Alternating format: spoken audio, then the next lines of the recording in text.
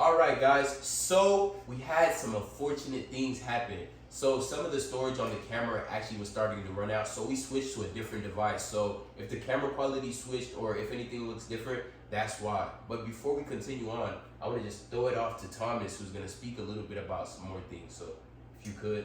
Yeah, I was just gonna piggyback off what D'Lo said, and like it's huge. Like if you go up to somebody at Walmart and like pray for them, but like the hard part I think for me too is like the what if of like what if that dude was like don't talk to me, like I'm not here for that, or like was like I don't believe in all that Jesus stuff, like I don't mess with that. The rejection. Yeah, and so it's like I think what a lot of people don't understand is like there are times that like God's gonna say, hey, go pray for this person, or go talk to this person, or go down this door. Like in my life recently, it's been like move to Arkansas and go to PT school, and first semester didn't work out. So it's like a lot of times that surrender, it doesn't look how we think it's gonna look, and we have our own little like outcome in our head. And so I think that's one big thing is just like taking that and just being like, regardless if it's a yes or a no from that, then it's the obedience to God saying, I'm here for you to do whatever. And if he says like, hey, no, I ain't about it and all that stuff, and like, and you just go along about that day, like it's still in his head of just being like, okay, but he was wanting to talk to you about it. So maybe he has like a bad view of like the whole, this is why we're big on relationships, not religion, is just like, he may be like, I don't do all that church religion stuff. And we don't either, to be honest with you. Church. Yeah. And so it's like, he may be like, okay, well, if he's wanting to go come up to me, like maybe like people who believe in Jesus aren't all that bad. And so like you still plant that seed regardless of free will. And so I don't know, I think that's big for me, is just like being okay with the yes and a no. Yeah. That's For real, for real. So D'Lo, like, do you have anything else to add to that when you were in that situation? Man, if I had anything else after that, I mean, my heart was pumping. I ain't gonna lie. I was like, The nervous beats. yeah, I had the nervous sweats, but I was like, I just gave glory to God. I was, thank you, Jesus, because I mean, those moments are important and vital to building the kingdom. So, Yes, sir. That obedience, whether it happens or it don't. For sure.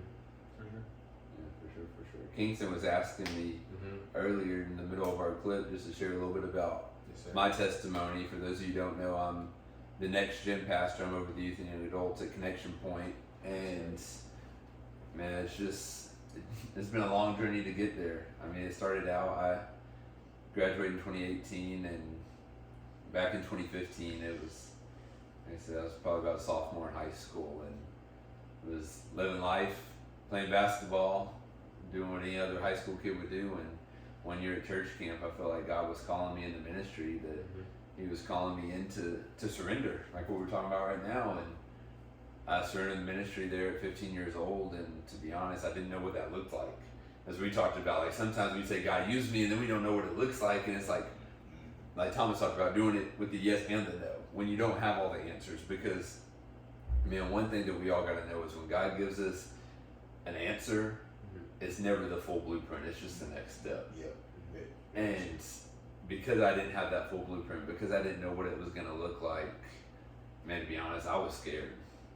And I ran from it. Like, I got as far away from it as I could. I indulged myself in sports and people and all these different things, and really a lot of different things that, to be honest, I probably wasn't even supposed to be doing. And I let those things take priority because the ministry stuff scared me. Surrendering, it scared me, and I ran from that. And anytime somebody would try to bring it up, like, I just kind of try to sweep it under the rug and change the subject. And then, like I said, we can fast forward to about my senior year in high school, and it's fall of 2017. Basketball's about to start, and like I said, at this point, basketball was like an idol for me. Like, I always have loved basketball, I still do, but at this point in my life, it was a priority over anything and everything. And I was in a silly fall ball game scrimmage, and came down on the back of this dude's ankle, and my ankle sprained completely. It rolled across where the bottom part of my shoe, where my toes are, touched the inside of my calf, and just a complete, really bad ankle sprain.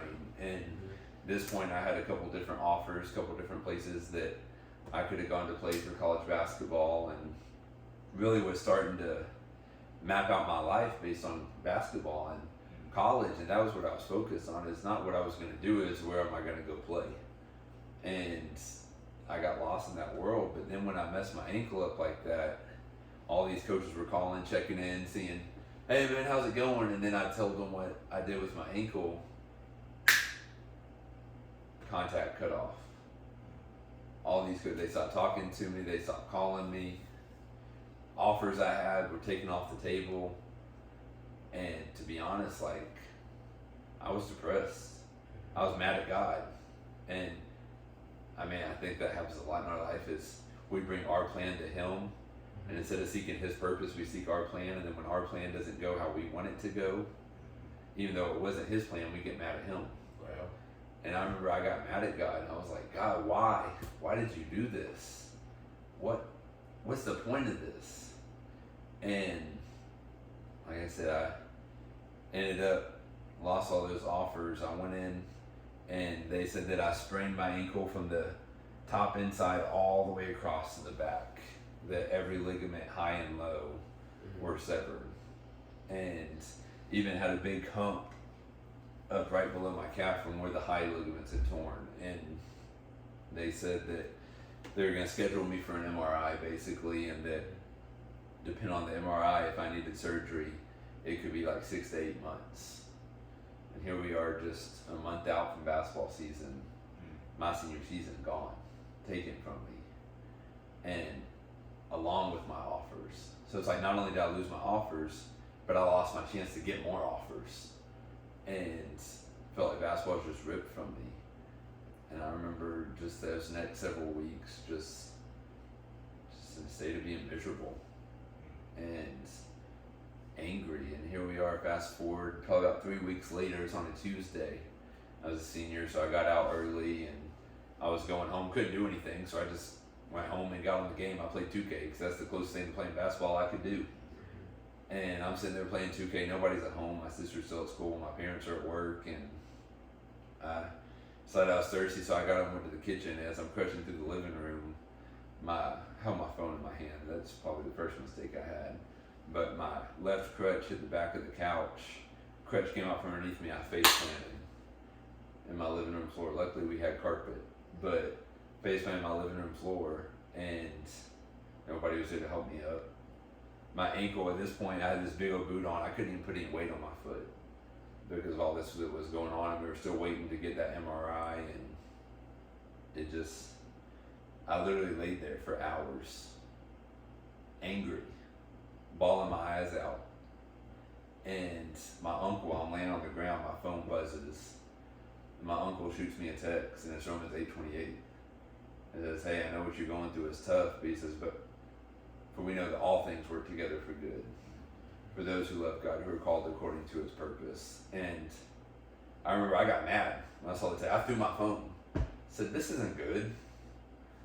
And then just a couple hours later, my sister came home. I was on the floor the whole time, helpless, couldn't even get up on my own, and she was able to help me up. And like I said, I felt like that day I just hit rock bottom. I was done. I was depressed. I can't describe even how angry I was. And fast forward, that, like I said, that was on a Tuesday. That Friday, I go out, and me and some of my friends are hanging out, and we go eat at Buffalo Wild Wings. And right after we eat, we're trying to figure out what we're gonna go do. And one of my friends says, hey, really, it was a girl that he liked, had Snapchatted him and said there was this fifth quarter going on over at Fountain Gate, one of the local churches here in Abilene. And he said, this fifth quarter's going on, there's going to be a bunch of people there, we should go pull up. So I was like, all right, bro, whatever, we can go. So we went to this fifth quarter there at Fountain Gate, and I can't do anything. I'm over here playing cornhole on one leg, still whooping dudes, but nah, I'm kidding, I was getting whooped. But I'm there at Fountain Gate, we're playing cornhole, and then my friends, being the great friends they are, they ditch me playing cornhole, and then they leave and go play basketball. Obviously, I'm hobbled up, I can't go hoop. So I crutch outside, they're out there hooping, I go sit on the curb just watching. And I remember as I'm sitting there, this dude comes out. Had never seen him before, and to be honest, I haven't seen him since. And this dude comes out the building, and homeboy comes running over across the parking lot. Like, I'm talking about full on sprint.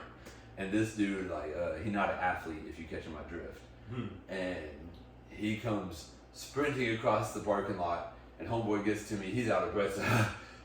Hi, I'm Jordan. What's your name?